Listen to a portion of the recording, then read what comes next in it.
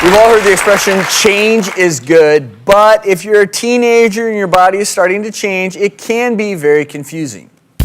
My son Hunter's going through all kinds of changes. He's just at that age. No, Hunter, you're not doing it. Mom, why not? What's going on with my voice? But Mom, seriously, what's going on with my body? And when am I going to sound like a man? Hunter is here with his mother, Sue. Welcome. And let me tell you right now, Hunter, we all went through the same thing. I did too, actually. I was a late bloomer, and I always remember, you know, all the other guys were getting hairy legs, and I was like, when am I gonna get hair on my legs? Do you have any hair now? Is that you, Travis, there? Look at there. I'll guarantee you his voice was squeaking. But what's going on in your throat is there's that hollow tube at the top of your trachea. That's called your larynx. And you've got these little muscles like rubber bands there. Those are your vocal cords. As that larynx grows, you can develop that big Adam's apple. But at the same time, while your larynx is growing, the nasal passages, the nasal cavity is growing. There's more room to echo. So over time, your voice will get deeper. But in the interim, as your body is getting used to that bigger larynx, those vocal cords aren't quite ready for those changes. Just like if you grew 6 inches and went for a run the next day, you're gonna feel a little uncoordinated. You're gonna feel a little awkward. Your vocal cords are just getting used to that larger larynx. And the truth be told, just based on watching that videotape, you sound like you're making your way towards that manly voice you've been wanting. I think he's going to have a nice how low old voice. are you? I'm 14. 14. And so this change usually happens 14 to 15, so you're right on track there. Right. So you're normal, so that's good. Now, normally the voice cracking only lasts for a couple of months, maybe 6 months at the most, so I bet you're almost done with this. Yeah. All right, and just to show you what you can expect, you know, most male voices will lower by about an octave. So you go from maybe here. This is back when I was in high school. When I went by Jimmy. Hey, I'm Jimmy. Then I'm Jim. I'm Jim. I don't know if you're that low now. From here. That's when he's trying to be manly. Hey there. And acknowledge, you know, any teenager out there going through these bizarre changes as your body grows. It's part of growing up. And like you said, not just your voice, but you know, issues with your skin, and you feel like you're too skinny or you're too fat, but everything is changing. In fact, I think we have some pictures of you, Jim. Oh boy, yeah, I was a skinny little guy in high school. Oh, look at you. Jim, Yeah. you look like your dad. My tie's all crooked. How come somebody didn't say anything? What about you, Drew? Well, Are you? well, I What think did you look like? I was on the thin side. Yeah. Had a little You're rocking six-pack the going, six-pack but there. then I Yeah, felt look at that. 8-pack, buddy. There we go. and that was right Hey, around where's your Hunter's helmet? age. That was they didn't have 15 helmets years back old. then. Yeah. Way back. See, but you guys there had kind of gone through the awkward stage. You guys were, No, I don't say that. I mean, Drew's over there all buff on his motorcycle. I don't Well, think he yeah, was struggling with the ladies I at that felt point. awkward, so I needed that motorcycle. He was compensating. Well, Sue and Hunter, thank you both for being here. We really you. appreciate Pleasure. it. And our next body change affects nearly 30 million women. It can be pretty scary, female hair loss. So we asked one of the country's leading hair restoration experts to share his best tips on what you can do to keep your locks looking their best. Let's start with the obvious. Yes, I am a bald-headed hair loss expert. By the time we discovered these treatments and cures, it was too late for me. But that doesn't mean it's too late for you. When a new patient comes to see me, I part her hair down the middle and I measure it. If it's more than 1/4 of an inch, I know that she has female pattern hair loss. And I'm going to now give you a low treatment. We'll spray a low cold solution first that decreases the minimal discomfort of the procedure, and it'll be over in less than a minute. The main culprit in hair loss is DHT, which is a breakdown product of testosterone. It is this singular compound that seems to be the most significant factor in causing hair loss. My treatment program consists of oral medications, topical solutions, and local scalp injections. I am very pleased with the results so far. I have seen no additional loss of hair, and I have experienced regrowth in certain areas. Hair loss is a medical condition, and fortunately for you, there are answers. Thanks to Dr. Goldman. Coming up, 2 out of every 3 teen girls, they're unhappy with their bodies. Could your daughter be one of them? Well, Arnold Schwarzenegger and Maria Shriver's daughter, Catherine, sits down with some teens for an open and honest conversation no parent or daughter can afford to miss. But first, here's a sneak peek at tomorrow's show. All new tomorrow. Whether it's your OBGYN, pediatrician, plastic surgeon, emergency room physician, What you need to tell your doctor that could save your life. the top 5 questions you need to ask. Tests you must request from your gynecologist. The top 3 appointments you need to make right now. As gynecologists, we like girls to start at 12 to 13. And there's no such thing as a terminal diagnosis. All new tomorrow. And then on Thursday. Before you put on the extra 10 pounds we all gain every winter, find out what small round food can keep it from happening to you. And why a heavy coat, a car seat, and your child is an accident waiting to happen. That's Thursday. Closed captioning provided by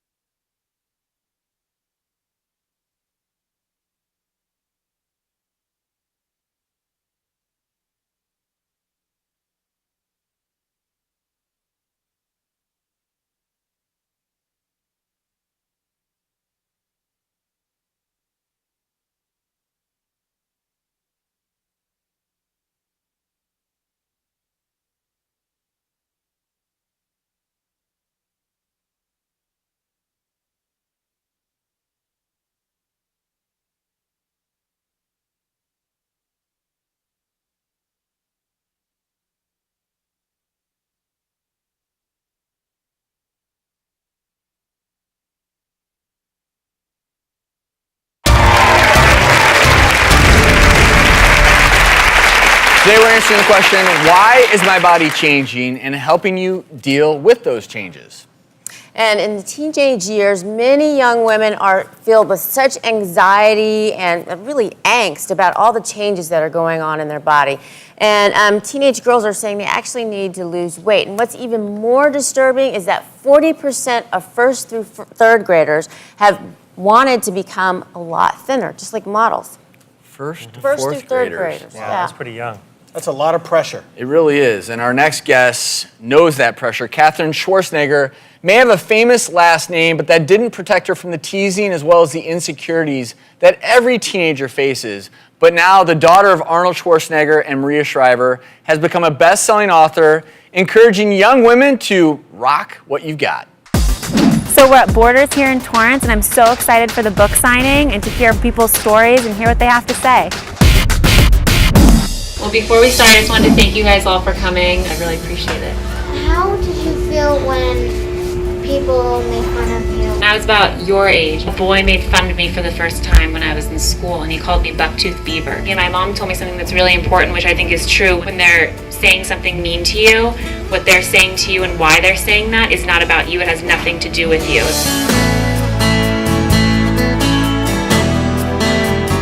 You want me to do Carolina and Allison? I had no idea that the book even existed, and then my mom hands me the book and says, "Here, start reading this," and I really like it. It's really kind of like it's gonna lead me to the right way and like how to get through stuff. So. Please welcome Catherine Schwarzenegger. Thanks for being here. Thank you. So, what was the inspiration behind this book? Well, I did an amazing internship at the Dove Campaign for Real Beauty, and I thought their message was so amazing of having, women really accept their unique beauty and letting, women of all different ages know that beauty comes in all different shapes and sizes. So I know a lot of young girls, and I saw how they deal with the amount of pressure is put on them to be thin and to be over-sexualized at such a young age. So I really wanted to write this book for them.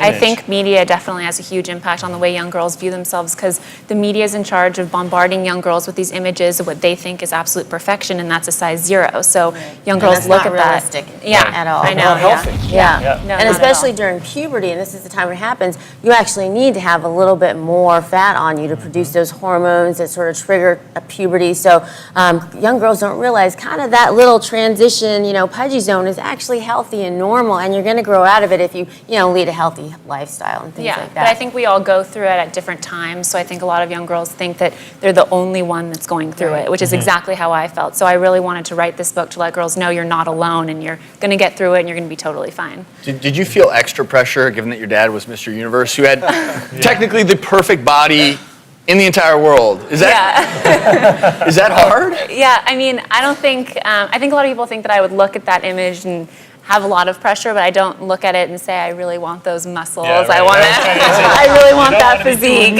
And I think a lot of your message is just be yourself. Yeah. You don't want to be your dad, you don't want to be your mom, you don't No, want to we're be your all- best friend who may naturally be a size 0 or 1. Just be yourself and be happy. And that's the message that we wanted a group of teens struggling with body image to hear from Catherine firsthand. Have a look. Today we're going to go ahead and talk about, the pressures that you guys are feeling from school, from your friends, from society, and I'm really excited to hear what you guys have to say. I'm so painfully insecure about my stomach, and people make fun of me for it. I mean, I don't wear bikinis when I go swimming. I wear a shirt over it because I'm so self-conscious of just my stomach. My self-confidence has kind of gone down, and then everything, in high school, the boys, and then all of my best friends are so skinny, so I've just been dealing with that. Just started college, got my first year done, and that freshman 15 definitely hit. And I've been trying so many different diets, and well, you're not supposed to call them diets, they're new lifestyles. My whole life I've been struggling with weight gain, and my good friend, she's 5'8", and she's a swimsuit model. It's a horrible feeling to just kind of be standing next to this gorgeous girl and just kind of feeling like the ugly duckling. Every morning you wake up and you have to make a decision whether or not to have happy thoughts about your body or negative thoughts about your body. It's totally fine to have a negative body image, one day, but keep in mind, think of those things that you're grateful for. Think of those things that you like and try and kind of wash out the negative. I've been struggling with my weight and eating disorder for a couple years now. I count every single calorie. Do you still do that now? I'm trying so hard just to eat when I'm hungry, stop when I'm full, because it becomes